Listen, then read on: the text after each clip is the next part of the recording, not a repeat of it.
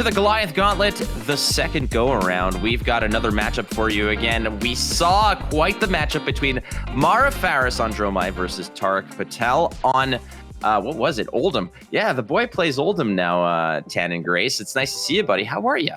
I'm doing great, Flake. I'm really looking forward to getting this match in today. It was a slug of a match for y'all on Friday, really long one. I've heard rumblings that we might be in for a long one as well here today, yes. And it's kind of to be expected with an Icelander mirror between these two. Oh, you got yourself a little cup of coffee to help you get you through? Oh, it's the big boy. It's the jacuzzi. I got a little energy drink. Yeah, it's necessary. I got the jacuzzi-sized one. This today we're going to be looking at the boy wonder himself. Brodie Spurlock is going to be taking on Majiinbae, who's carving quite the path in the Flesh and Blood world. Finished top 4 at the Calling in Indianapolis. Yeah, I was going to say, Majiinbae is one of those players, we talked about this going into Goliath Gauntlet 1, and then, he actually won the whole event, kind of talking about how good of a player he was for people who might not have been, they might not have recognized his name coming into Goliath Gauntlet.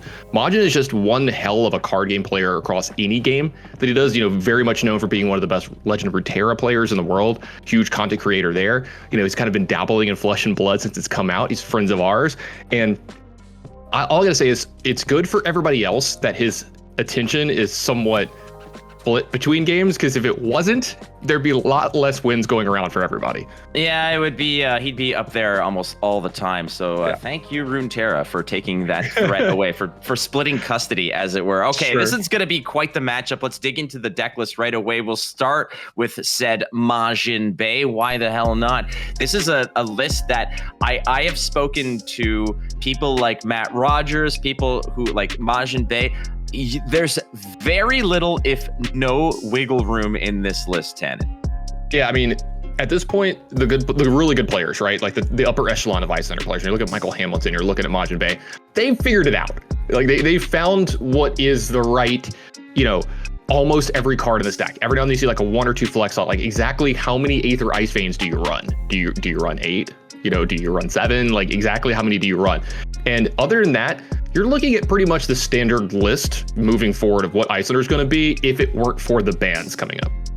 Well, that's it. The bans are going to be in effect in the next round of play. However, we got to get through there first with this. So again, stock list. If there's anything of note here, it's probably that Majiinbae runs the triplicate of Command and Conquerors. When I asked him about it, he said typically, depending on those matchups that really covet arsenals, you're going to be swapping those in for the Wounded Bulls, depending on it. So you can picture that those are going to be against Rangers and perhaps those combo style Boltons even that want to protect their arsenal.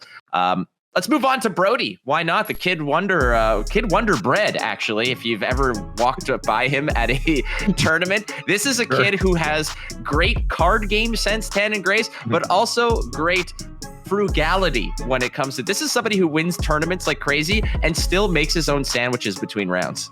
Yeah, I was going to say, one of my favorite early memories of Brodie is, I was like, man, I wonder how old this kid is, because he was winning a bunch and I was noticing him, and he wears like the goggle like glasses, so he's he kind of looks younger than he actually is, and then he just reaches in his backpack and takes out like the Ziploc bag with like the little, I felt like I was at camp when I was like 11. I was gonna go make a sandcastle, have my lunch, and then go play some baseball on the baseball field, with my friends that were at summer camp for the day. And here's the thing. You start thinking about him as a young kid, you start underestimating him, and that's when he gets you, because Brodie is a world-class player. He's absolutely amazing. I think he's going to be winning tournaments for the next few years when it comes to Flesh and Blood. He's just going to be doing more and more and winning more and more. The problem is he wants to make a big name for himself here by putting up a really good result in the Goliath Gauntlet. You've got to get through the defending champion in this. Yeah, that's a tough path. I've got Brodie as my winner for the tournament, but hey, that's not up to me to decide. We've got one hell of a matchup. It is Brodie Spurlock taking on the defending Goliath Gauntlet champion, Majiinbae.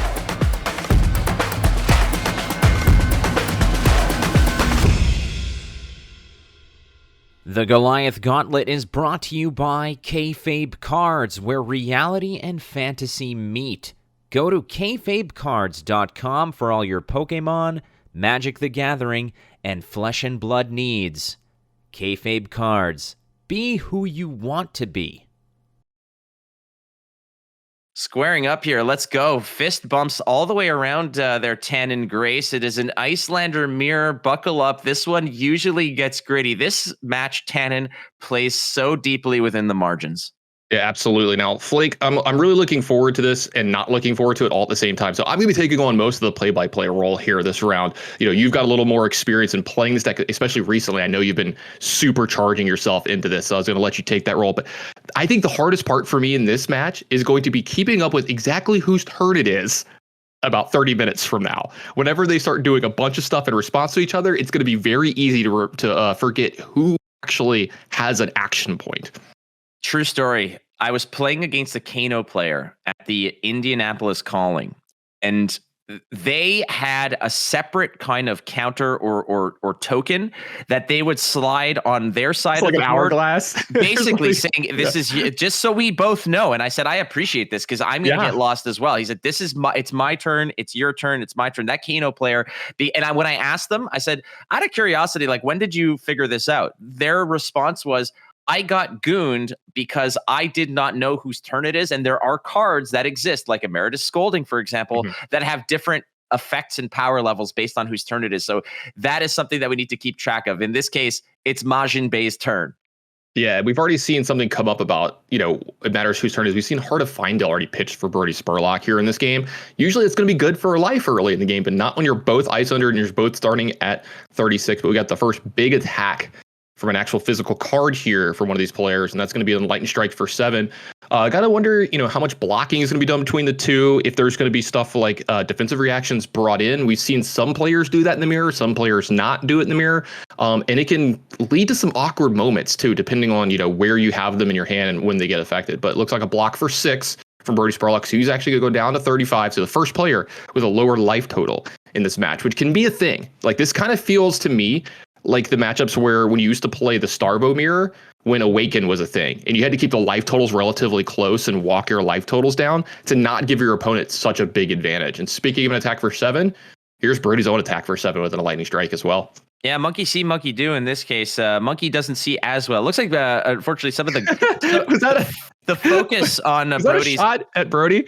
Well, no, it's more of a shot at the focus of the camera. It's a little bit off here, or he's just playing without his glasses on. Like that's kind of, he's giving you the immersive experience. Frankly, we get the cosplay as Brodie. Is that what you're saying? Exactly. We are Brodie right now. Is what it is. But you're right. So these big attacks, things like Enlightened Strike, they're very efficient and they get the job done. Looking at the array of big time attacks, the Wounded Bulls, the Findels, Fighting Spirits, the Enlightened Strikes, attacking for 7 hits those nasty breakpoints, and it allows you to actually just push through. Majiinbae, however, is setting up a key piece with that energy potion. Yeah, this can be really, really big in the matchup because, we talked about the physical attacks going back and forth, and they are significantly stronger in this matchup than the red damage effects in specifically the mirror, because each player has such a high blue count and they have lots of AB along with Alluvian Costellos that you need the big effects, like the big attack effects, to be impactful in the matchup to be really good in BFR head, because Alluvian Costellos is super powerful in the matchup. Every time you get to use AB with it, you're getting a resource back. So when you have something like energy potions, Energy Pot and Alluvian Costellos, like you see a counter on Brodie's already and not on Majin's, that's kind of like a dichotomy that's going to be going on between these two players. And whoever has a little bit more resources than the other one can generate those big turns that you just alluded to, possibly faster or easier than the other player. And speaking of big attacks, we've got a Findels Fighting Spirit being attacked from Majiinbae here. And get a little life too for his troubles. Yeah, it's another sort of going of rate in terms of what the cost is. The 8 for 3 is definitely above rate. Typically 7 is where you want to go. So Majiinbae going up to 33 here. Yeah, I like to call it Alluvian Costanzas because sure. It's he's got the Hawaiian shirt going on and such, which I really like. But I really want to roll this back to turn 0 because we were chatting a bit about the decks prior to that. Brodie Spurlock had turn 0 in this, was on the play here, which is a very important part of this because it doesn't just mean that you could pocket a card in Arsenal, which is basically the bread and butter for Icelander Tannon, but it also means that we saw him play a blue Ice Bolt targeting himself and then using AB to counter that to get the jump on the Alluvian Constellus trigger. So that's why he has one counter on it, because Majiinbae hasn't thrown any Arcane. arcane at him. So that is one of those little subtleties that Icelander players can bank on by going first. Oh, it's something I hadn't even thought of. I haven't played enough of the mirror myself here. Majin does leak through a couple points of damage there, so life total's going to go ahead and equalize at 33 here. But we're back over to Brodie. He's going to be attacking for 7 here, but only 7, no life gain because the life totals are exact here. The typical back and forth between Icelander here. Block of 2 cards, come back to my turn. Pitch a blue, play out attack that costs 3 for just a bunch. And you see why this deck is so powerful, just because it's so damn efficient. 7 for 3. I mean, that's going great. Gaining the life is important as well. Majiinbae, the very basic pattern. Like if you were to do, you ever see those videos on YouTube where like they explain a very complex concept, and they're like, okay, explain it to a 5-year-old, a high school student, a college grad, and a doctorate student. I need the 5-year-old explanation usually. Well, that's it. The 5-year-old explanation of how this goes. It's like, okay, you're going to play 2 cards. You're going to pitch 1 to. You're going to block with 2. You're going to use your arsenal, and you're going to arsenal your other card. That's kind of the sequencing of how this works. However, as you kind of get extra layers on this, that's when you start to respond to things, respond to waning moons and such. And Majiinbae here taking the 1 damage and waning mooning in response is quite fun here. But he wanted to take the damage first, so that.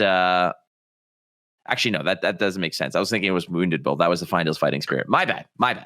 Yeah, an Amulet of Ice was put into play as well for Majin there, so it allowed him to block with 2 cards from his hand, pitch that Heart of Findel, not gain any life. So we've got 2 hearts being pitched this game for nothing. And then the resources that were left over after blocking with that Brother's Arm and another card were used for the Waning Moon. So you've got Brodie at 30, Majin at 32. Sit back in your chairs, everybody, relax. We're going to be here for a little while. This is a slug that's going to happen a couple points at a time. Yeah, it's going to be very hard for these players to find that huge turn until someone's about to die. Well, that's it. And usually as soon as somebody snaps off their boots, it's because they know that they've got the win.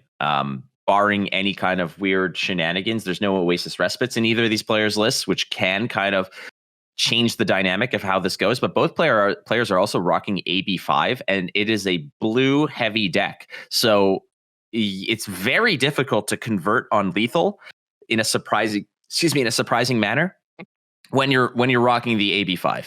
Yeah, and just as that, Brodie threw some arcane damage, at Majin, along with a Waning Moon. A little bit gets through both players at 30, but importantly for Majin, he's got a counter on his Costellos now as well. So at the Costellos count, we're at 1-1 here, so equal. Also, I want to point out something. Have you taken a look at Majin's actual Icelander card?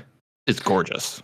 It is. That looks like an extended art version. There was an altar that was done to it, which is also beautiful. It's a hero that I think by now he is essentially just intimately married to, in terms of every player kind of has their main, as it were. Brodie actually coming in with Icelander surprised everyone, because everyone thought that it was going to be a Briar that he was going to bring into the program. He's a Runeblade stan. Yeah, he's a big Runeblade player, huge into Briar, like you said, kind of like me, just a big Briar fan, plays it a lot, has absurd success. Unlike me, has absurd success on the hero. But coming into this tournament, he's like, hey, I've really been getting into Wizard lately. I wanted to kind of, try my hand at something. And that's the kind of player Brodie is. He's like, I'm going to be playing against, 15 of the other best players in the world. Whatever. I'll just switch decks up. They can't contain me. And speaking of containing, we've got another Fighting Spirit attacking here. And stop me if you've heard this before, Flake. It's blocked by 2 cards and a damage leaks through.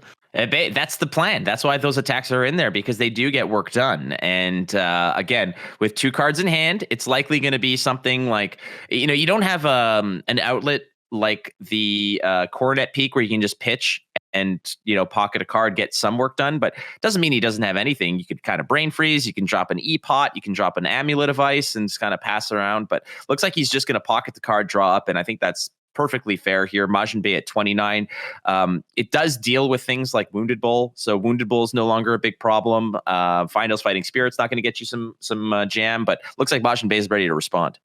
Yeah, so it looks like an Amulet of Ice for Brodie during his turn, and Mod is going to play an Amulet of Ice from his arsenal during Brodie's turn, so that's going to trigger Icelander. So right now we've got an Icelander trigger on the stack, so Brodie might be wanting to maybe do something here. He's thinking about that. Do I want to do something before this Frostbite comes on my side of the board and make something maybe cost a little extra? Because that can put a big wrench in his plan as well. If you were going to do something this turn.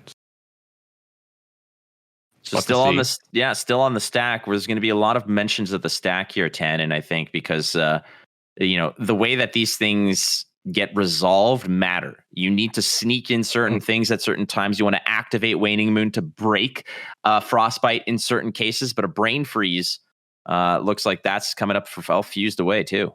Yeah, and that's going to break the Frostbite as well from Brodie here. He's going to be able to pay for it quite well. And this is going to reveal Majin's hand.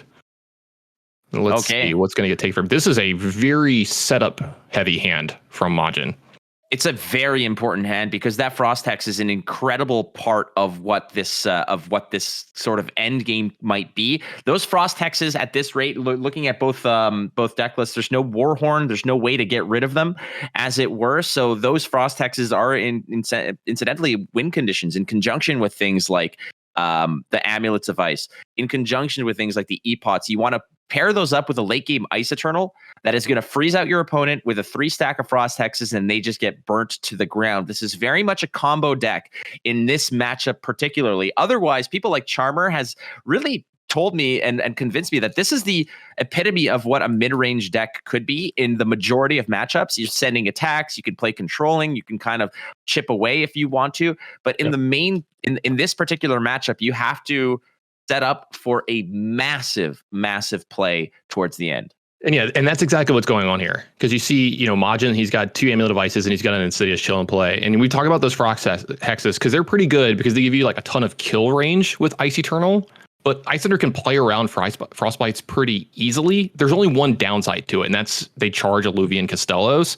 But Energy Potions are like some of the best answers to Frost Hexes on you. So it gives you a lot of range to get resources through Ice Eternal and the discard stuff, like you see the Amulet of Ices on both sides. So while the life totals are like pretty close right now, I'm pretty confident saying that I feel like Majin is quite a bit ahead here with all of this setup that he's got going on.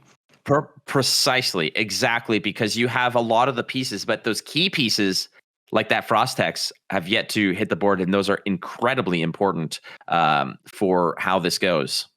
And speaking of cold pieces on the board, that is a Channel Lake Frigid getting played by Brodie Spurlock here. So let's see, does Majin have any responses? CLF, man, is, if you're looking back at Tales of Aria, I know that a lot of people have their split ideas of whether they like that set, but man, in retrospect, we're over a year removed from Tales of Aria, and that set was quite a banger indeed. Look at the amount of cards, the heroes that came out of it that were so important, and a card like Channel Lake Frigid, is there a more impactful Majestic that is, so important to so many relevant heroes right now? Is Channel Lake Frigid, is that a top 3 Majestic in the game? I think so. It's one of the most perfectly designed Flesh and Blood cards, in my opinion, in the fact that it does something different. It's not just a deal X damage or prevent X damage card like we see most cards in the game. It's one that kind of actually affects the board and gives you different ways to play the game, which I'm a big fan of. Here we see a 7 power Wounded Bull getting attacked because the life total is higher for Brodie Spurlock. Majin, here we go. Blocks a 2-card command. One's going to leak through. He's going to go down to 28. Brodie at 30, but we keep talking about it. Life total being lower than your opponent's is actually an advantage most of the time in this exact matchup. Brodie going to go ahead and satisfy that Channel Lake Frigid trigger and keep that around for a little while. So if Majin wants to do something, he's going to have to pay a little bit of extra taxes here. Take a look at what it was blocked there. One of the cards that Majiinbae used to block was Frost Hex. So there I was talking precisely about how that is part of the late game win condition. You can combo off on it, but Majiinbae in this case thinks that he can do it in another way. Maybe you don't need 2 Frost Hexes. They do block for 3, so they're quite important in terms of preserving life, but he tossed it away. So that kind of is an important element here, where he's might not be leaning on sort of the triple Frost Hex kind of late game burn down. Yeah, I wonder if it has something to do with the timing in the game. The life totals are still relatively high, 30 to 28. It's like, 30 to 29 when that happened. If he wanted to keep another copy of it around, he'd have to take a lot of damage here from Brodie. And I don't think you want to give up too much easy free damage early in the game and have your life total be like a big gap. And then you have to play super defensive from there, because we talk about this all the time. If your life total ever gets down to like the 12 to 10 range, against Ice Hunter, that's when you're in serious danger, because they're about to attack you.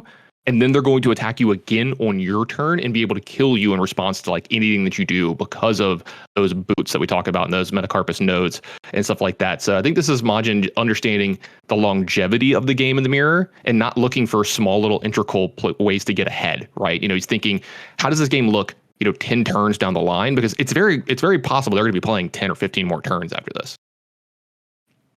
10 to 15 is... I might be underselling it. Yeah, we'll set the over under at like 12 and a half, and everybody probably going over. Yeah, I think that's a safe over bet over there.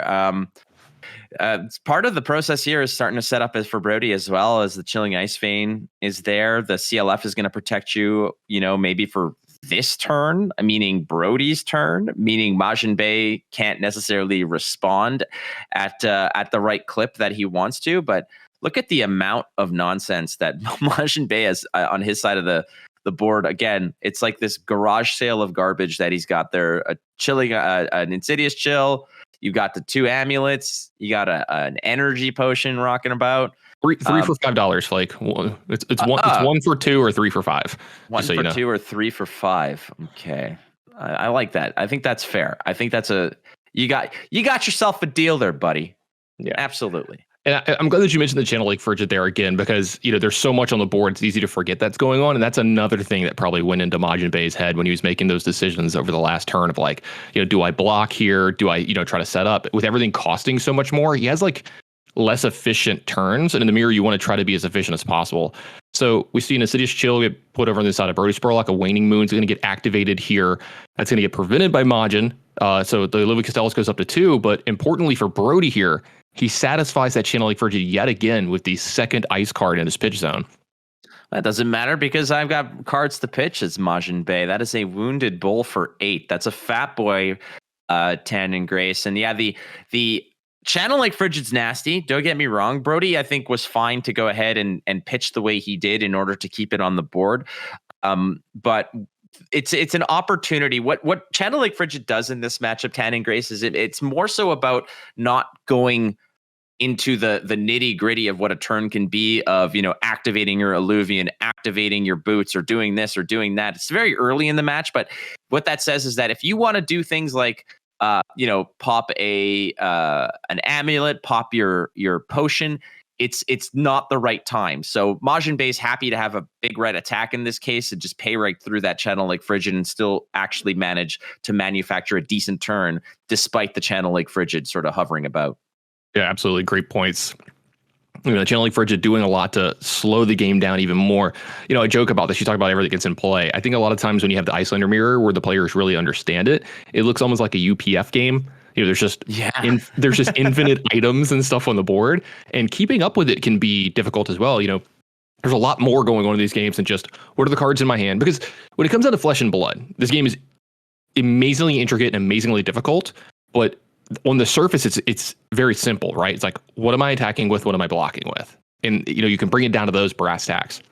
And then this kind of matchup, you have to go way beyond that, because like then you start to get, how's the equipment affect every turn? And then, hold on, Majin's got 5 items on his side of the board right now? Yeah, he's got 5 items on his side of the board. So how do I have to play around that as well? Because at any point in time, when the Channel Lake Frigid is gone, Majin can start taxing Brodie's hand at a really high rate, getting a card or 2 every turn for multiple turns in a row. And if that happens, the game starts to slip away from Brodie and Majin starts to get, kind of a lead. And we talk about that. Once you get that lead, you get into the bad spots. And speaking of getting the lead in some spots here, it looks like Brodie's signing up for possibly a triple block here. Yeah, he might have been caught with some 2 blocks in hand or some red attacks that he couldn't necessarily efficiently pay for. Yeah, they're the red attacks. So that was it right there. And this is those hands that really feel bad. Now, at the same point, you might be tickled a little bit to say, I'll give you a 3 block and send that 7 back your way. You could have maybe thrown an E-strike for 7 and maybe accelerate the pace of the game to the degree of I'm going to take damage, you're going to take damage. Let's sort of cut this short. But both of these players are very well equipped to play the long game. At the Battle Hardened in Columbus, that Realm Games put on, Noah Clark versus Brodie Spurlock was an hour and a half. And Brodie, I watched some of that game. Brodie had lethal in so many different cases if he just drew off the top a red card, but it was like blue card, blue card, blue card. So that game went through. Brodie is no slouch when it comes to being patient, biding your time, and converting on some of these more intricate, complicated matchups. Yeah, and this is one of the most intricate, complicated matchups in the entire game. Now, it looks like Brodie's going to go ahead and develop another Amulet of Ice here. You can see why he was willing to block with all his cards from his hand. He didn't really have a good way to make this turn great besides setting up for possible future stuff here. So it looks like Amulet of Ice is going to be the play, and Majin is going to develop a Frost Hex out of his arsenal in response. So right now there's a Frostbite on the stack. So we are in Brodie's turn right now with Majin doing a lot of things. So like I said, we're going to try to keep up with this as much as possible for everybody at home, because this can be a lot of back and forth depending on whose turn it is and what exactly is going on. So it does look like some of the AB is going to be I thought I saw AB prevention. Oh, so a resource here from Alluvian Costellos is going to allow for Waning Moon. Some resources floating here for Majiinbae. Yeah, getting value out of the Alluvian Costellos is incredibly important here, because it's like basically just poking for 3 the old-fashioned way. The Frost Hex is finally developed here.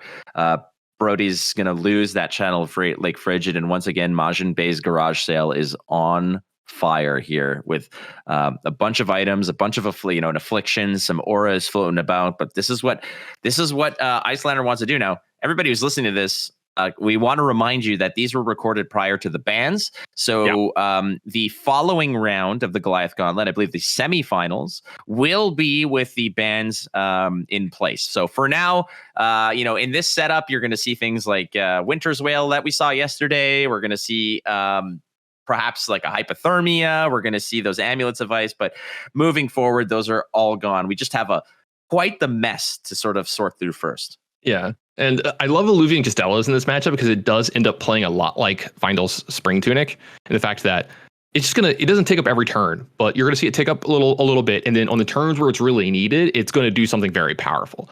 And so for everybody at home, it allows you to remove 2 energy counters from it, and your next staff ability that you activate this turn costs 3 less. So in a turn where Majin wanted to activate his Waning Moon but didn't want to give up a card from his hand, he was able to remove 2 counters from his Costellos to make his Waning Moon free. And since, Brodie had one of his last cards on the stack while it's going on, that damage just got through. So he got to turn in some resources for some direct damage here in this game, and all those little bit of sneaky stuff, like you were talking about this so much, and this was Majin doing that in practice, timing is so important here. Second, Insidious Chill brought in for Brodie as well. I'm going to make a complete out of left field argument here. No. Yeah, are you ready for this? Okay. Alluvian Costanzas is a better card than Tunic, and here's why. Here's why this card should be $300. Okay.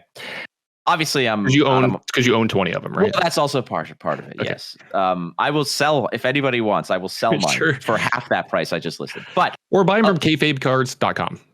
So Tunic goes up by 1 per turn on your turn. Sure, no problem. So every 3 turns, you get a resource. Alluvian Constellus goes up to 4 energy counters, not 3, allowing you to load it up and use it twice without having to reload it. That's also one reason. It has Arcane Barrier. That's another reason. And you're allowed to do it on each turn. So you can open the game by Waning Mooning yourself. You can then deal with your opponent's arcane damage. So by the time it gets back to you, it's already at 2 and it's already online. And it provides 3 resources, not 1. So buy them up now, ladies and gentlemen. Alluvian Constellus is the new Tunic. I'm gonna make one comment to this. Cosmo Tunic, yes. Yeah, Constellus doesn't block.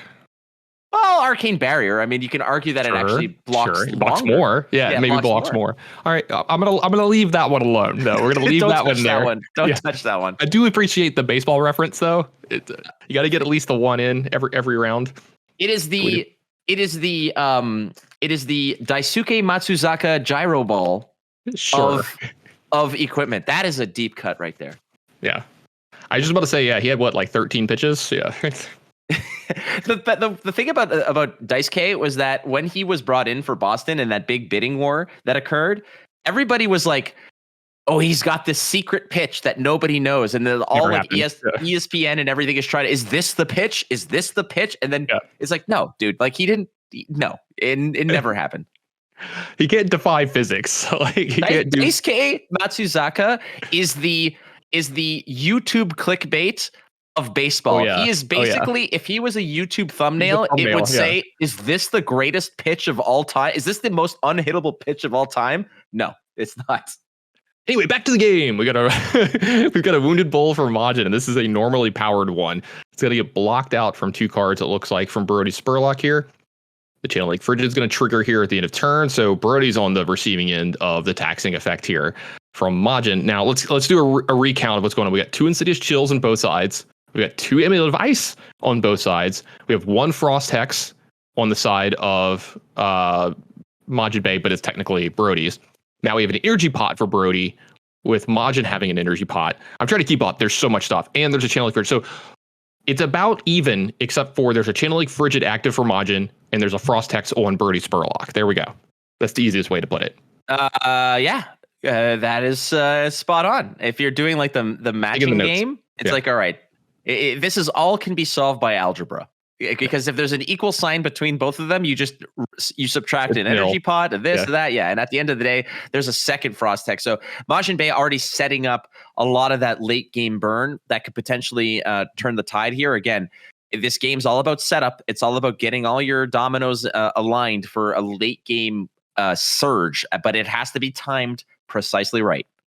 Yeah, and I'm wondering if it's going to get timed with these Amulet of Ices as well to make sure Brodie doesn't have cards left over to, prevent some of this AB that's going to come through with, the big Frostbite turn. It's possibly something that gets set up. Speaking of AB coming through, we've got an activation of a Waning Moon here for at Brodie Spurlock as well. So Majiinbae is activating Waning Moon. Let's try to keep up with everything here. This one's going to be a difficult one. You're doing a good job. You're doing a very good job. Thank you. I hope everybody at home realizes how much I'm having to zero in on this. It's not easy, man. Like, even when I've basically come off the old man, and I love Oldham to death, but moving towards the Battle Hardened in Charlotte, I wanted to just play something different, and I wanted to challenge myself again and learn something new. And I haven't felt this kind of crazy brain fire since I tried to pick up Prism and went to the Dalen Max School of Light Illusionist. No. Exactly. That was basically his curriculum. But this is a matchup that is so difficult to keep track of and to figure out. And that's when you're playing it. Yeah. So, props to both players. And if you're following along, friends, we're going to do our best to kind of keep things on the rails. All right. So we've got 2 Insidious Chill, 2 Amulets, 2 Energy Pots on Brodie's side, 1 Energy Pot, 2 Insidious Chill, 2 Amulets, 2 Frost Hex for Majin, but the Frost Hexes are on Brodie. So Brodie technically is winning in stuff. The items, yeah, he's got more stuff, but he doesn't want some of it. I'll tell you that. No, and there's no way to deal with it. No, running out of room. By the way, the real estate is not free. There's actually only so much space that Majin and them can have. So you see the players kind of stacking up the cards here. So hopefully we're doing this so you can keep the track at home as well, because they're going to be running the rooms of where to play their cards here soon. There's no room for the Chain. Chain's living legend. Oh yeah, I guess there's no room for him anyway. All right, so here we go. We got a Polar Blast being played by Majiinbae. That's going to pitch an Energy Potion as well. So pretty big pitch for Majin here. Yeah, Polar Blast is going to basically say, okay, dominate my next attack or pay 1. And usually this is a card that's played out of Arsenal because it does replace itself when played out of Arsenal. But Majiinbae here might be trying to bait Brodie into paying and then attacking big. Or if Brodie just says, nah, screw it, dude. I'm not falling for this. Majin could sneak in a Wounded Bull or a big attack that he can actually convert for some damage here. So it looks like Brodie is just not going to respect the Polar Blast. It's still on the stack. We'll see how this resolves. I don't know if he's going to pay into this because Brodie is coveting his hand here and just sort of walking away from a potential dominate effect. It might be because he has a fused Ice Vein or something, and he doesn't really want to commit more than 1 card anyways. Now, I know it's winter for us and watching this game that it's both Ice Heroes, but both the players did a little spring cleaning here as well. So maybe hope is springing eternal with these players, that it is warming up maybe where they live. I know it's not where I am. It's so cold outside right now. We'll get everybody kind of cleaning up the board a little bit just to make a little more room make it a little easier to follow up here for everybody. But I love your read on the situation. Yeah, this is such a tight spot for Brodie. And like, yeah, it looks like I think he may have just been like, yeah, you can have dominate your next attack, possibly because he wants to keep some of those cards in hand. It looks like we're gonna have just a Waning Moon activation from Majin here. All right, you're a big poker player, Tannon. What is the most bogus, readable, telegraphed bluff you've ever faced in your entire life? Oh God, you're putting me on the spot. You can think about it, but I feel like that's kind of what Majin was doing here. I wouldn't say necessarily it was like it could have been a bluff. He could have been saying like, "All right, pay or dominate," and Brodie says call, and then Majin is like, yeah, he's got the ducks, and it's not enough. It's easily dealt with here. That Waning Moon off of the Polar Blast is not necessarily the follow up when Brodie just laughed off that potential dominate. Yeah, it's really funny. I actually use like the physical cue, like so. I think the whole like physical cue for bluffing or whatever in poker is over romanticized. You know, like in TV, it's like, well, you held your breath for 10 seconds, so I knew you were like that doesn't like come on, like that's nobody shows up with the box of Oreos or anything. Nobody has the little box of Oreos. Like Kanish is not sitting there, you know, talking about his Oreos and stuff, and But I'm not a big proponent of it. It just comes down to the numbers, honestly. And I think Brodie did the math in his head. And he's like, how bad is this going to be for me? Like, you know, blah, blah, blah. I can still block 3 of a 7, you know, take a 4 here. Is it really the end of the world? Speaking of a 7, here's a final fighting spirit being attacked from Majin towards Brodie. And we're getting this. The life totals are starting to walk down a little bit here. Majin came back. It looked like Brodie didn't pay for it. He comes in with the Waning Moon, which was then pitched to block a little bit. And then Majin said, psych, had it anyways. It was, you know, Brodie completely forgot that there was still the river card. And in this case, it was the finals fighting spirit. So this is dominated and this is going to get some work done. And unfortunately here, Brodie's looking at at that float. That one float that he has could have been used to pay for that anti-dominate effect. Yeah, nice little ace on the river here for Majiinbae. One of the best possible scenarios for him. Nice attack coming through. Looks like we are going to get that block from hand from Brodie, but this is going to leak through some serious damage here. One of our players finally lost more than 10 life here in this game. 3 block, that's it. Yeah, and finally Majiinbae is being able to punch through. I'm really curious to see what Brodie Spurlock is holding on to. There might be a situation where he may have had like a red Ice Vein that he could have fused, and that's why he coveted those cards. But Emeritus Scolding. All right, so that is played. I believe this is during Maj's turn still, so this is going to be going into the full 4. It looks like Majin just takes it because he has no cards in his hand. Makes sense. Yep. Looks like some of that floating resources is going to get moved over. Then get a Costello's over here. Possibly, yep. Looks like the Waning Moon's going to come in behind this as well. So those resources were used up very well here for Brodie, and that's going to even the match at 21-21. It would Channeling Frigid going away for Majiinbae here as well. So not a bad turn from either player here. You know, it looked like Majin might have gotten a little bit ahead, but Brodie, you know, able to equalize the life totals here in these games. He's still got a counter on his Alluvian Costellos as well with 0 for Majiinbae. So nice little thing in his cap for him. I totally forgot about the fact that CLF was out there, which sort of taxed Brodie a little bit more. So much to keep up with, Flake. How could you miss one of the 37 guards? I know. I am, as they say in French, a doofus is what I am. A Dorcas Malorcas is what I am. I think there's 27 cards in play right now or something like that. Like I just did a quick math. Again, I'm not a math scientist, but I think there's literally something like there's well over 20 cards in play. How did you miss one, Flake? You could basically take these playmats and open a booth at one of the cons and just put price tags on them at this rate. Yeah. So this maybe is maybe get Majin to sign some of them. Yeah, this Emeritus Scolding I think is on Brodie saying, all right, move to end, and Majin says, hey. Before you go, I got a little something for you. I got you a present. It's real nice. All right, looks like Brodie's going to consult the graveyards here. Definitely going to look for, you know, what do we have left over here? What have you blocked off? We've not blocked with how many big attacks do you have left? You know, it's something to keep track of here for sure. And, you know, Majin being nice since Brodie can't really reach across. These players live probably about 3,000 miles from each other.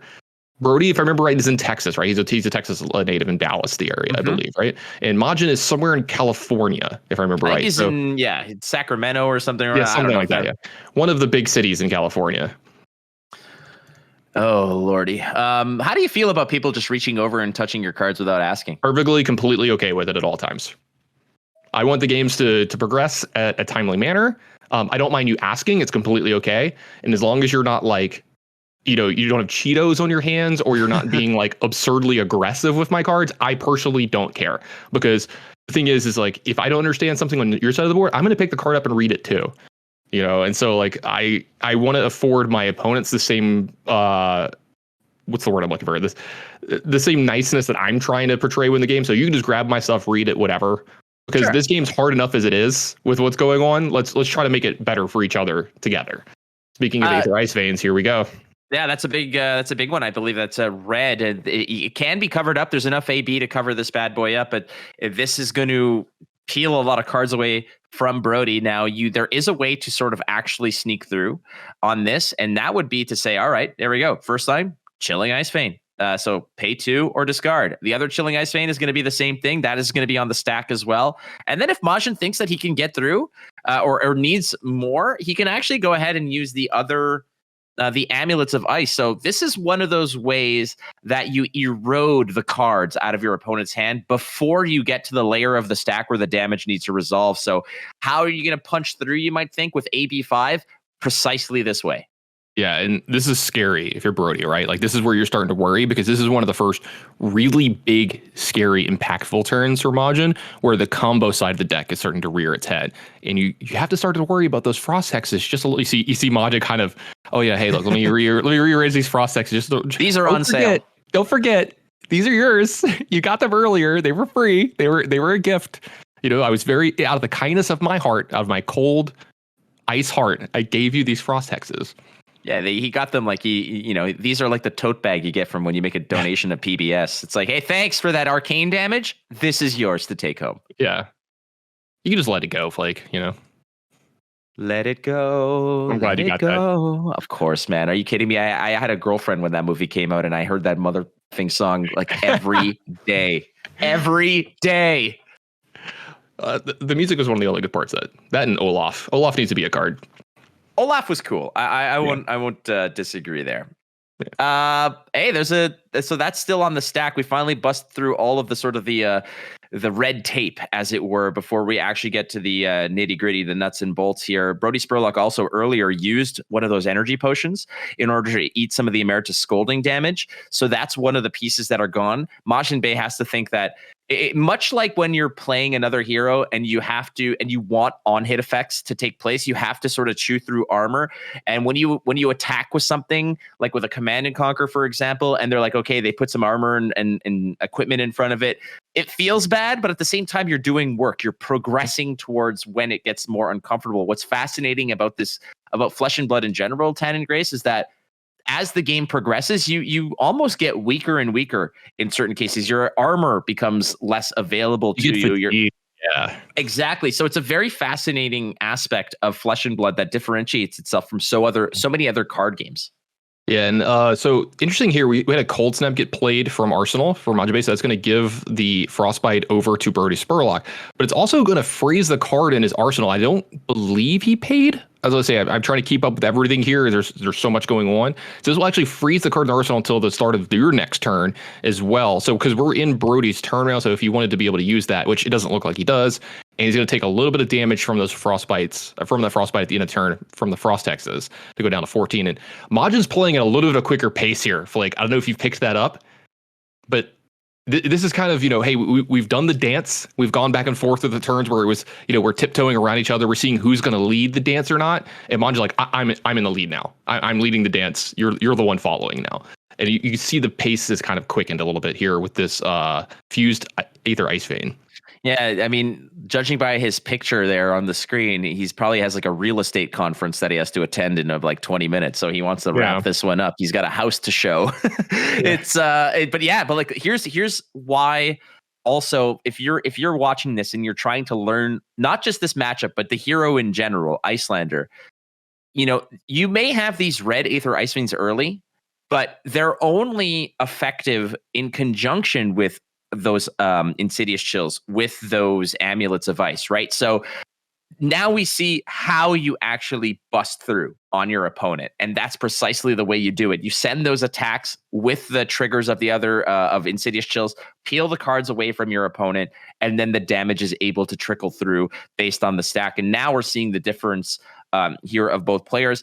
both players obviously are world-class, Tannon, but Majiinbae is showing why he's the Icelander player. Absolutely. Now, back to what's going on here. We've got a Waning Moon activation on the stack here. The Looping Castell is up to 4 from Brodie here, so it can't gain any more counters.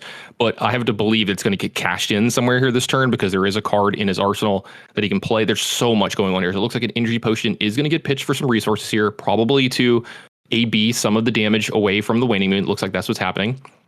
And it's going to be, I think, nothing from Brodie out of the arsenal here. Is it still frozen? I'm trying to keep up with everything here. It might have still been frozen from earlier in Majin's turn. There's so much going on, Flake. Yeah, there's a hell of a lot of things going on. I'm trying to listen to you too and your stuff because it's so good. And I love your puns and all the stuff, and it's so hard to keep up with everything. You make me have to put in so much extra effort, and I appreciate it because it makes me work hard. But at the same time, man, I like a layup every now and then. No, I hear you. If you're gonna listen to you too, Joshua Tree is probably the best thing that you should be putting on the record player over there. Not a fan. I mean, that was, if I'm not either, but there's some good songs there. You gotta. I have an iPhone, and most iPhone users have an irrational hate of YouTube. Debacle. Get out of my phone, Bono. Yeah. Okay, reset. Check out the scores, Tannon. Yeah, it's 7-21 here. Majin in quite a lead here. Brodie kind of not having much of a turn over the last few turns. So you're seeing those Frost Hexes and the Insidious Chills, along with possibly the Amulet of Ice, the threat of them having a huge effect on Brodie here this last few turns, and we keep going right back over to Majin, and the hits just keep on coming. We've got an attack of an Enlightened Strike here for 7 for Majiinbae. Well, that's where we're at right now, and that is a little sneaky lethal at this point, and all it costs you is to dunk a card at the bottom of your deck. Sounds pretty good. Yeah, this is what I like to call check. You absolutely have to do something now. You must do something or you die. Yeah. So, and this is a position that you really want to be in if you're Icelander, right? The one presenting the very first, you have to do something moment in the games. Yeah, no, that oftentimes trading damage, if you've got a nasty card, it looks like Brodie's just kind of doing some, just sort of keeping his own side of the board in check, trying to figure out what he's got left, threat density in the deck. What can he kind of aspire to draw into, etc. We haven't seen any of the boots being broken open yet. And I think Majiinbae at this point has a life total that he can kind of rely on, where he can tiptoe. He doesn't have to take risks. He just needs to chip away. And this is a great way to start that pressure. Yeah, I think it's a really good point, because you almost never see in this matchup, just watching it from here or the ones that we've seen prior, you almost never see the games where someone attacks for 7 and one of the players are yeah, take it just so I can come back with a really strong hand of my own. They're almost always trading resources in some way. And we're maybe entering the point of the game where if Brodie were to attack for a 7, Majin might only give you 1 card instead of 2. Or he might even shrug it off if his hand is insane and he might be able to kill Brodie from here. So it looks like 1 damage is going to leak over, Brodie down to 6. And this is the spot you don't want to be in against an Icelander, right? Where you're under that 10 to 12 life total and some of those equipment start looming large. Well, this is where we're going to see the fireworks, I think, Tannon, because with only 1 card left in hand for Brodie Spurlock, Majiinbae, with Brodie at 6 and only 3 potential AB at his disposal. Well, there's also the E-Pot that Brodie has. So Brodie can block 5. So what Majin's thinking right now is, can I do 11 on the stack against you? I have a cushion. I'll soak whatever damage you come to me with. And here is where it starts. Yeah, this is a big damage spell out of, and it looks like this is an Ice Bolt coming out of the arsenal for Majiinbae. So this is 3 here. So this is something Brodie has to respect. But like you said, he's still got the energy potion here as well. So and Majin's pretty incentivized to get cards out of his hand here this turn as well, because he's got the Aether Ice Vein. He's got triggers from Insidious Chill here as well. So this is a nice little tightrope from both players. And this is a turn where Brodie's trying to find that pivot turn. He's trying to find some tempo to get back in this game. All right, so resources are going to be activated from Alluvian Costellos here. So that means the next Waning Moon activation has to turn is free. And now he can regain some of those counters. That's real tight play from Brodie here. He's going to remove those 2 counters now. So if he uses something like Arcane Barrier this turn, he's going to get those counters back. All right, so timing is everything, Tannon, especially in this matchup. I wouldn't be surprised if we see the energy potion get broken open here as well. Yeah, there's still the frostbite on the stack as well. So all right, here we go. Looks like maybe the frostbite is in. Frostbite resolving means that you cannot play that epot or break that epot for free. However, what you can do is you can break that frostbite merely by swinging your Alluvian Constellus, because technically that Alluvian costs 3, but you got a 3-point discount on it. So you swing that for free and break the frostbite. We'll see if that's what he's looking to do. Yeah, it looks like we're going to prevent some of the damage there. Costello's up to 3 here. It was at 4, down to 2, back to 3. Brodie's still at 6. Now, how does Majin want to proceed here? Because there's still this Aether Ice Vein on the stack too. This is a very tense moment, Flake. So it looks like we're gonna...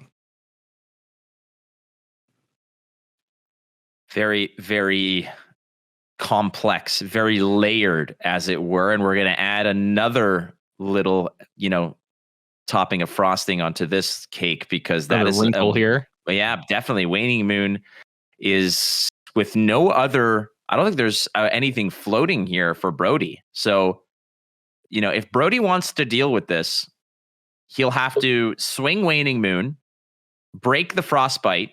Then you'll be able to, once that piece of the stack is resolved, then in response to that Waning Moon that Majin's presenting, you break the you break the epot and are able to soak another 2. But it looks like he's going to just eat the damage here instead. Yeah, down to 3. That is super scary number to get down to against a wizard player now, because any future Waning Moon activations are just lethal. So it looks like the discard effect's going to go through, and Lightning Strike pitched. A second discard effect's going to go through. A final Fighting Spirit pitched here as well for Majin, and it looks like, I wonder how much damage is going to get through here too. Yep, down to 18. Moving Still is up to 1. I think this is perfectly fine. Yeah. And the reason why this is okay is because he got Brodie Spurlock down to 3. He's got enough of a life cushion. So Majin's going to draw up, wait for Brodie to basically, present all his pieces. And then Majin's going to go ahead and put his dancing shoes on. He also got to break through the Frostbite there. And that's super important. Like you said, he got to activate the Waning Moon to break through Frostbite. Because of those Frost Hexes, it's going to keep Brodie's life total at 3. Here as well. So now the attacks don't just leak over as well. That was another wrinkle that if he gets down to 2 or 1, then like the blocks become really awkward in this game. And now you're not just worried about boots, you're worried about physical attacks as well. So looks like we're back over to Majin. Yep. Is there any world where you can do 16 against Majiinbae? It's not a possibility. Don't get me wrong. You have Energy Potion, right? So like technically a card could be free, and you're at a lower life total. I mean, if your hand was like, 3 Scar for Scars? I guess 4 Scar for Scars, if you can technically do that. But if you have the 3 Scar for Scars, which I don't think are even in here, or no, you don't play those in this matchup. There's the life totals, again, the advantage of having a lower life total as Icelander is negated. Is double in Lightning Strike something that could happen? In Lightning Strike, put a card down, go again 5, and then 7. That's only 12, so you need to find another 4. You would have added Arsenal, I believe. Yeah, the thing is that by that rate, if you're sending an attack, if Brodie's sending an attack, Majin would have drawn up by then, so he would have had some defenses possible. I think what the situation right now is, Majin draws up his turn, and it's up to Brodie. Brodie has no Arsenal. I think when this turn goes to end phase, Brodie's going to say move to end, and Majin's going to, push his glasses up and say, in response. So we'll see how it goes. We might get a little peek at Majin's hand here. Looks like we've got a Brain Freeze, which is being fused here, so we have some more triggers. So Majin might not have a hand into his next turn. Brodie making a really good run at keeping this game close here. All right, so we got a Brain Freeze being pitched here. So it looks like he's going to pay the 2 for the Insidious Chill. So pay the 2 for Insidious Chill. Double Brain Freeze hand. That's not damage. A Brain Freeze, man. Hate it. That's why I can't eat, smoothies and stuff when they're first made. Oh my goodness. You could have, I think that Majin could have, you know what? There's 2 cards in hand for Brodie. It wasn't a guarantee. It was not a guarantee. Yeah, and this actually gets the cards out of his hand that Brain Freeze could have taken as well, right? So this leaves him over with, was that Aether Ice Vein and Channeling Frigid? Channeling Frigid, not great here because you can't develop it with an ice card. Aether Ice Vein, also just mindless arcane damage here. No way to fuse it. So this is a pretty good hand to see if you're Brodie Spurlock, right? Like this is a weakish hand from Majiinbae.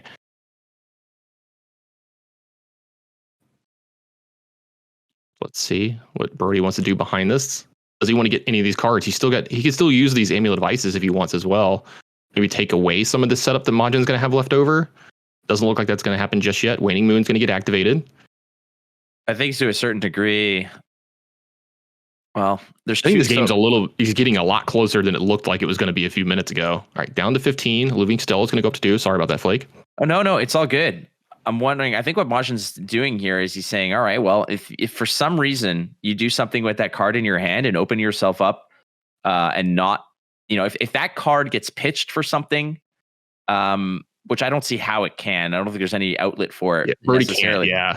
But Majin may have been sort of playing this to the degree where if Brodie just empties his hand, he could have used that floating resource with the brain freezes there, popped his boots, and then thrown the Ice Vein at him and said, that's game. But this is a game where this is a situation where if Majiinbae had a an E-Pod on the board right now, the game would be over because he would pop it, have 3 resources floating, pay for the Ice Vein, fuse it, and then be able to pitch for Waning Moon as well. Yeah, absolutely. That's huge that he hasn't had that second E-Pot yet. He used one a lot earlier in the game to get into this position, right? To get himself way ahead. So it looks like Brodie is going to go ahead and attack the hand even more from Majin. Channeling Frigid's going to go into the pitch zone. Second Amulet Ice is going to get activated here as well. He's going to get paid. All right, here comes the third. Going to try to get the last card, that Aether Ice Vein. Going to go into the actual pitch zone. Sorry, Channeling Frigid was pitched for resources to pay for the first 2 amulets. That's because correct. we had some floating there. So that actually goes to the pitch zone. But all roads still lead to Roman, which Majin has no hand. So Brodie's going to draw up. We're going to go back over to Majin, and Majin's like, okay, like shrug, like what happens? Do I take some damage here? And we saw Brodie in this spot multiple turns in a row where he just like barely had a hand, didn't really get to do anything, didn't have anything going. And that's what got him down to the slow life total. And now the roles have been reversed. Brodie's at 3, but Majin doesn't have a hand and he's not going to be able to do anything. But yeah, so Brodie right now, basically, as it stands, Brodie draws up. He says, okay, my turn's over. It goes to Majin, who has no arsenal, no card in hand.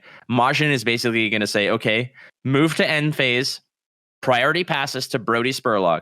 Brodie Spurlock has clearance for landing. There's no resources that can block any of this damage. So what Brodie's going to do right now is see how much he can poke through, but also wants to keep some cards in hand to protect his life total that might be in. And you mentioned how important that energy potion was for Majin, right? Super important as well for Brodie. He's got one sitting around just in case, he can throw all the way down to possibly the last card in his hand and still be able to block something like 4 or 5 damage in his hand if he has just like a red or one of his few yellows left over. I think he only plays like 1 or 2 yellows. But if he doesn't have something like a blue that he can leave left over, he can leave a red plus the energy potion to possibly keep himself alive through a turn. So definitely a tightrope walk for Brodie here, but he's making this game a lot closer than I would have thought possible, say, 10 minutes ago. It's been a hell of a game, Flake. It has been a hell of a game, but unfortunately, Brodie's his options are limited because you cannot leave yourself open to get burnt to pieces here, because one Waning Moon on Brodie's turn with no way to deal with it is basically lights out. Those boots are like this ominous cloud over your head. You're just waiting. It's the sword of Damocles that's just swinging pendulously over top of your head. Brodie's just hoping that he can find a way out of here. He's hoping that maybe Majin finds an all red hand and I'm able to sort of gum up that turn. But at the same time, if Majin has an all red hand, he's just sending a fat attack and Brodie still has to answer for it. Yeah, he's trying to weigh all of those options, right? Like he just talked about how difficult from every angle this is going to be. And this is what makes Iyslander so good and so hard to play against late in the game, is the fact that he has to worry about physical attacks, he has to worry about arcane attacks, and then he has to worry about multiple possible arcane attacks during his own turn, even if Majin doesn't have an arsenal. Those boots are looming so large, and the fact that he can just kill you at any point in time. If you were to, go down to too few cards in your hand, you don't have enough resources going off, he can just be like, pop my boots, throw a card at you, activate my Waning Moon. This is, 6, 7 arcane damage. You can't stop enough of it with the resources you have left over, and you die. So you're seeing Brodie really take his time here, and I don't blame him, because this is like the penultimate turn of the game. And the fact that whatever decision he makes here, if he gets this wrong, he will die. If he gets it right, he gets to play a few more turns. He's even guaranteed to win, but he at least gives himself the opportunity to keep playing from here and possibly find a pretty big upset in my mind from where this game was. Yeah, players might be saying like, just send an attack, dude. He's like wide open. But if you leave yourself with no way to deal with the clapback, it's game over. You've basically signed your own death warrant in that case. Is Brodie once again saying, dude, show me the goods. What have I dealt with up to now? Show me what the nastiness is. And Majin going through, okay, look at all this red nonsense I tossed your way. Look at all this hocus pocus that you had to deal with. Brodie getting a life. All right, buddy. A little one up for Brodie Spurlock there. We need I need the sound effect for when Mario gets the life thing. Maybe so Mark will put it in. Mark will sneak it in right there. Yeah, sure. Mark's really good at this kind of stuff. I'm a front of the camera person. I say stuff and hopefully it happens, but looks like a Emeritus Scolding's going to come through and get some damage onto Majiinbae. He's going to go down to 8. There's a Waning Moon activation here as well. Yep, 8-4. Brodie, pretty good coming out of that turn. Looks like 8-4. He's going to probably set up that last card as an arsenal. Okay, this is the fireworks because you want to see a stack. This stack might be enormous. Chilling. All right, Aether Ice Vein. It's going to be fused. So Majin drew up. We go back over to Brodie. Fat stacks, baby. 3 deep. Yep. All right, so Aether Ice Vein. It has been fused, so they're going to trigger this Insidious Chills. And we're back to where Majin was last turn, where, all right, there's damage on the stack facing you. There's triggers for you to discard. There's all kinds of stuff going on. Brodie's got a card left over in his hand. And I just saw Majin start doing the card player math. You know, when they start putting their finger on they're like, all right, 1, 2, 3, 4. They start doing the tapping math. That always scares me because that means I'm probably dead when my opponent starts doing that, or they're starting to count up damage. And Majin's trying to figure it out from here. That feeling when you're like squared up against somebody and you're presenting lethal and you're like, dude, there's no way that they have out of this. And they start putting cards to the side. They start doing the tapping. They're like fiddling with their imaginary abacus. And then they're like, and then they do the, okay. And I'm like, no, okay. And then they block it out and then send something back. And you're like, damn it. The worst for me is whenever you're playing a really close game and you're both in like top deck mode and your opponent like draws and then you're like, what are you at? And you're just like, well, I'm dead. I'm dead. Like, that's what always makes me. I'm dead. Like, that means you drew something really good. Oh, yeah, exactly. Where the Kano players start doing, you see them start doing like the 13 card math. You know, they're like, I'm like, oh God. Yeah. That or when they're like, how many have floating? And I'm like, no, not enough. Don't do that. Don't say that. Don't look over here. Don't look over here. There's nothing to see here. Go about your business. It's all smoke and mirrors at that point, and you just know you're dead. You're just waiting for it. I have so much PTSD from Wizards in this game. What are you at? Oh no, God. Dead. Well, not enough. Brodie looking for a way out here because that Aether Ice Vein on the stack that's buried between 2 Insidious Chill triggers is not the story. The story is how Majin is going to reply to this. He's at 8. The damage is there. The question I think is Majin saying, all right, he's got 3 AB. He can block 3. Can I do 7? I've got my boots, but do I have the right recipe in hand? Do I have a damage spell? Do I have the fuel for it? And can I follow up with Waning Moon on the stack? Yeah, and so like that's a big thing here too. There are 2 counters in the Luvin Costellos for Majiinbae here as well. So that Waning Moon is technically free. So if Majin has a hand that can cobble together enough of the damage and still be able to like possibly play safe, you might see him go both ways here this turn. The fact that he'll present some damage, see what happens from there, and then he can always threaten Waning Moon while keeping cards in his hand as well. It looks like a... All right, so we had someone finally gain life from Heart of Fine Delicate Pitch, but not yet. So it looks like we're going to pay for the first Insidious Chill. Here comes the second one. Pay for that. We've got 2 resources floating for Majiinbae, 2 cards left in hand, plus those boots looming like you're talking about. Looks like another pitch here as well. So that's going to pay for the Aether Ice Vein. Illuving Costello is going to pay for some of the Arcane Barrier as well. It's going to go up to 3. See if any damage leaks over here. I don't think it has. There's 1 resource left over for Majiinbae as well. Majin is just playing very, very carefully here. He knows if this was round 1 of, some random PQ, he would have been like, yeah, I'm just going to bust you up, because you're not going to be able to get around this or you're not equipped for it. This is Brodie freaking Spurlock. This is Kid Wonder Bread. He's going to absolutely crush you if you make a mistake. But both these players have played exceptionally cleanly. They're aware of how important the stack is, being aware of the layers, how things resolve, in what order. Brodie has masterfully sort of navigated the complexity of these turns and the different ways that damage has been thrown his way and where on the stack it's been thrown his way. But as we cut through this layered cake, this millefeuille of deliciousness, we're finally I have no idea what you just said. we're at the crust of the pie, Sure. Which was basically that Aether Ice Vein. I love that you talk about, we talk about how young Brodie is. I think it's important to remind people, just actually how young he is, especially in, TCG terms. People like me who've been around for 20 something years, and just are old fogies, or Majin, who has just, years and years of deep experience, versus a young Brodie who's like, this is one of his first forays into it. And he's so nice, right? He's such a good young kid. He's so respectful. He almost called me sir, or did call me sir once. I'm like, look, I'm not that old or whatever, but you can just see the respect from him, right? He's so nice and everything. But when it comes to playing, he's just a stone cold killer. He's just one of the best players in the world. And I would actually be nervous sitting across from him. No, he's good. That's going to go on my LinkedIn account. Brodie Spurlock called me sir, and that's what matters. But one of the like you said, one of the nicest presences. But again, do not take him lightly. I believe the old adage is, do not mistake kindness for weakness. And holy Moses, he just dominates. And here he is against a wizard maestro, and that is Majiinbae. Majiinbae famously saying, I just want to play decks that draw cards. And this is a sort of a nice little, two for I remember testing with him during, like Starvo days and stuff like that. And, he would play Starvo because it's like the busted deck, but he would always have Kano sleeved up with him. He's like, man, I just want to play Kano. I just want to do broken things. Mm-hmm. He's got like a little bit of James White in him. He's just like, yeah, it's like my favorite hero. It's my favorite thing to do. And then I remember when Icelander got spoiled, he started doing cartwheels.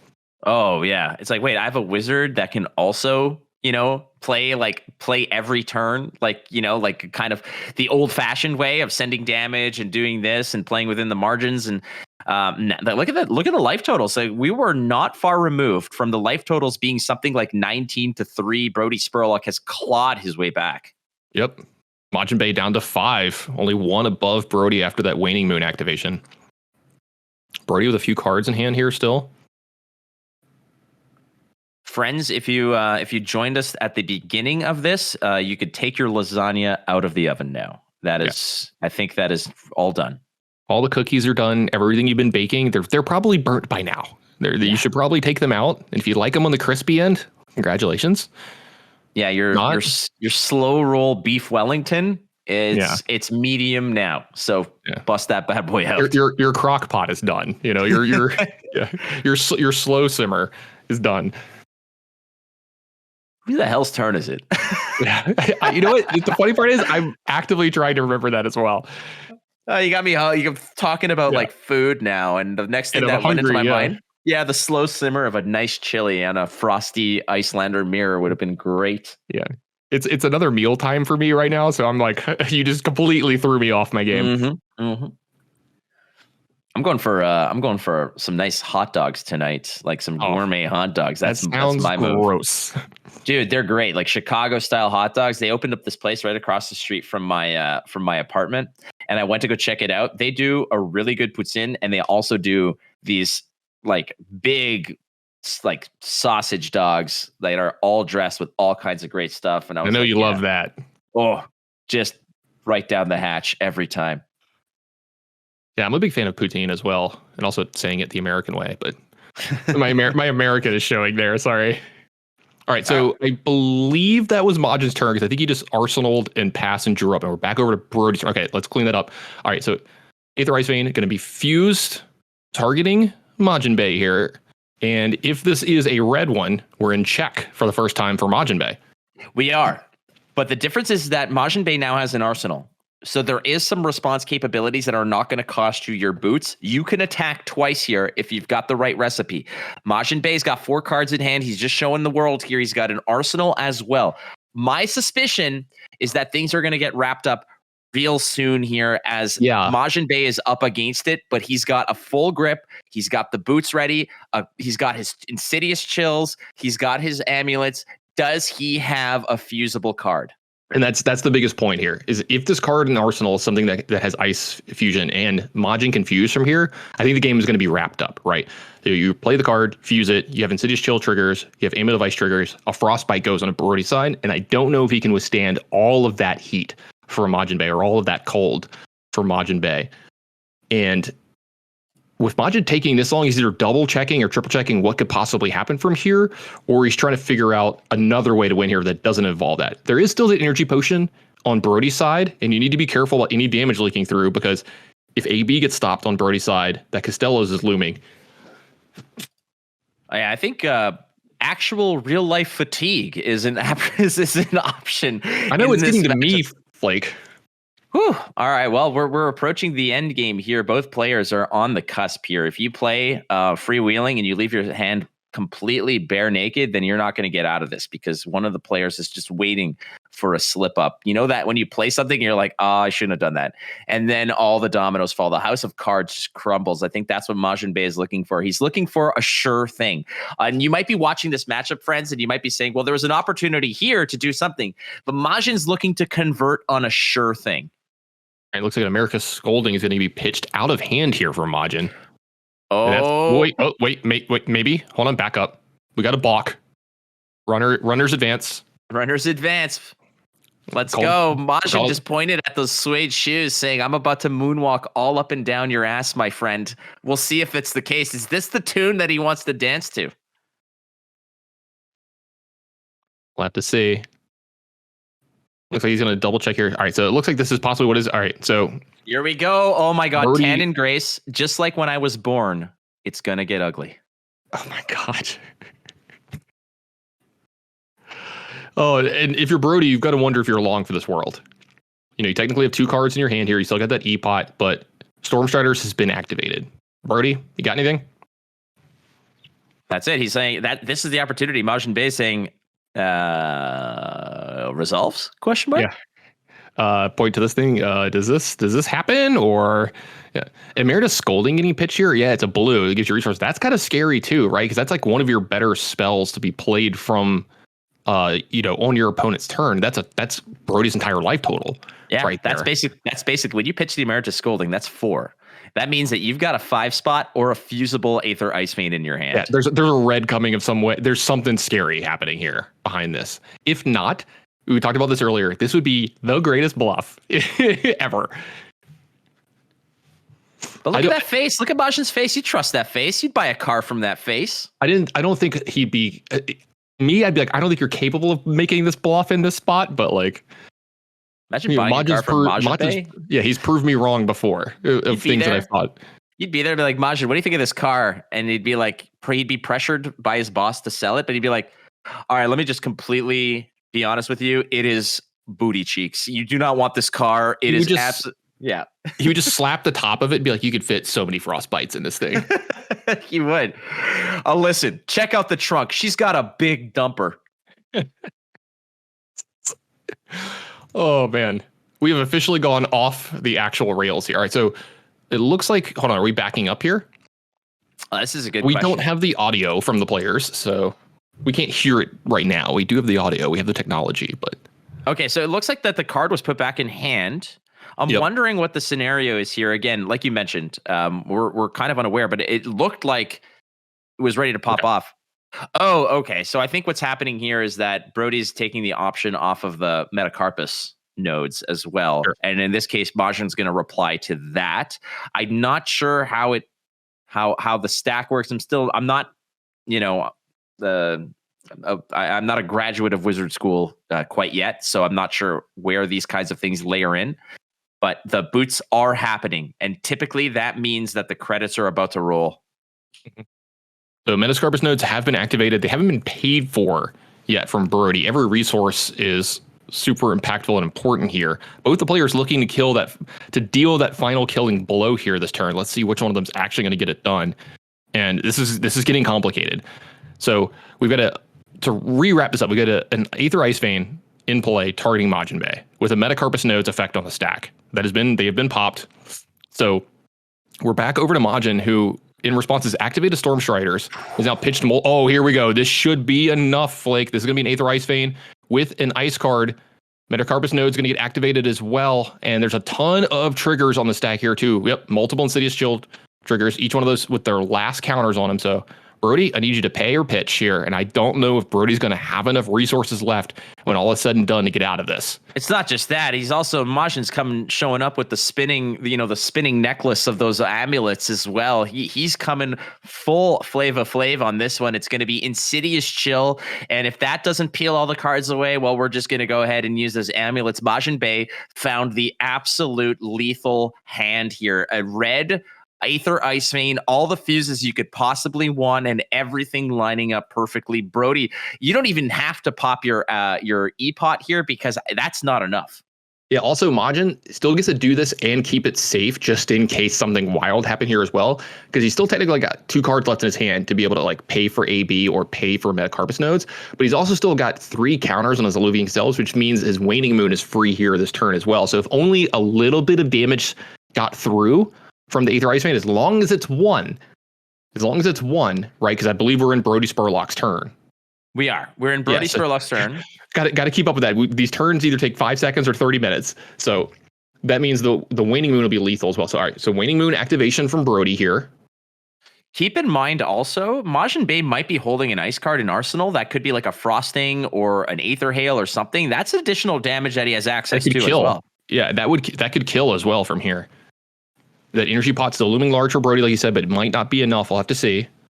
These are when the turns get really complicated. There are, 4 different cards in the stack, multiple effects. All right, so let's dig down through the stack. The stack currently at the top, first to resolve, Brodie Spurlock's 3 damage Waning Moon. I think this is a 2 damage Waning Moon, right? 2 damage, right? Turn. Okay, 2 damage Waning Moon. Let's try to keep up. Yeah. After that resolves, I believe you've got the Insidious Chill triggers that come after that. 2 Insidious Chill triggers into the Metacarpus Nodes for Majin, into the red fused Aether Ice Vein for Majin. And if Brodie survives all that, that's when we dig deeper, and you could probably slide in another Waning Moon from Majiinbae in there at some point as well. Now, it is a 2 power Waning Moon, but you might be right. It could possibly be a 3. There is the Metacarpus Nodes activation. Well, actually, that doesn't work, right? It's when you play a card that deals arcane damage, right? I think is what. Let me check this. Yeah, this is when you play a card. Okay, it's not when you deal arcane. Okay, sure. All right, so Majin went down to 4. Here come the Insidious Chills. All right, that pays for it all. So the Insidious Chill triggers have been satisfied, and now Majin saying, "All right, 1 to make this Aether Ice Vein a 6 damage Ice Vein." Yep. So this is 6. Thank you, Majin. All right, energy pot is going to get blown up here. So we're going to have 4 resources floating from Brodie here. On the stack, I think you respond with a moon. No, he's going to go from Arsenal. It's an Ice Bolt. That's a huge one. And that's another 3 here as well. That's going to give the Frostbite. And don't forget, even though there's no resources here for Majiinbae, he can still activate his Waning Moon. This is 13 damage getting presented to Brodie, and that's going to be too much. Looks like he's going to extend the hand. Fist bump from these 2 players. Brodie's going to go to 0. What a match, Flake. Insanely long, insanely well played by both these players. I am impressed by both of them through this game. Holy crap.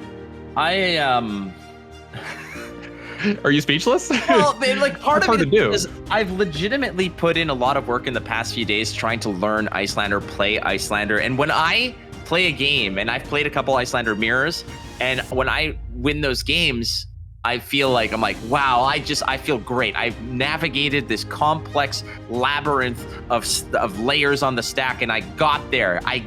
You feel great.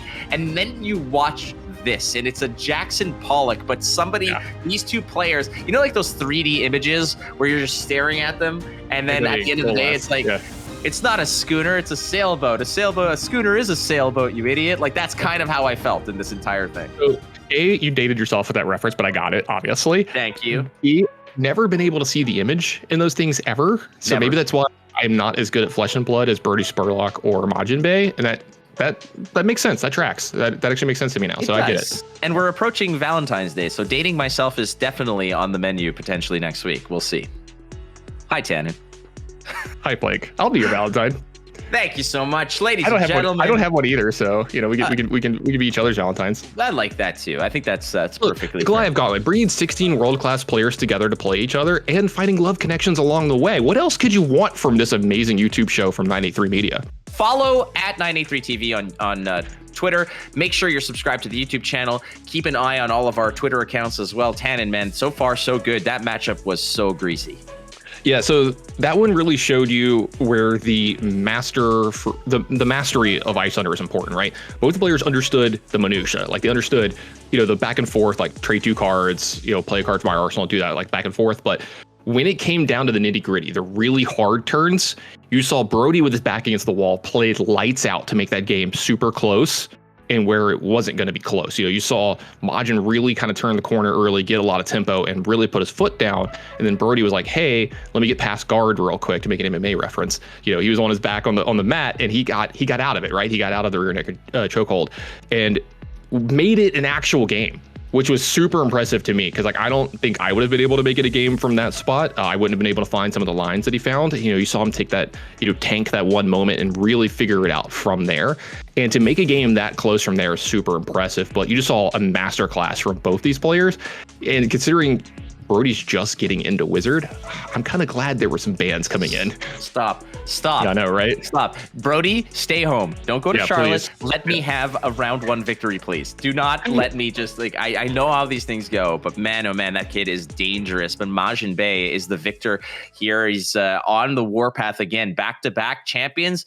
Who knows? We're still a week or two away from figuring that out. We still have the semifinals that will be around the corner for the Goliath Gauntlet. I want to give more props to FAB cards. Majiinbae of FAB cards, of course. Yep. FAB. So FAB is showing up and really showing the world here, but FAB is one of our awesome sponsors here, as well as a big thanks to LSS for the prize, the gold foil Goliath Gauntlet 2, graded by PCG. All right, friends, well, that wraps up today's action. Majiinbae taking out Kid Wonderbread. That would be Brodie Spurlock here at the Goliath Gauntlet 2. Stay tuned. Follow us. Leave a comment. What did you like about the tournament? How about those wizard mirrors? Is Ice 2 OP? Drop your comments here. Follow us on all the socials. Check out FAB cards. We'll see you next time on the Goliath Gauntlet 2.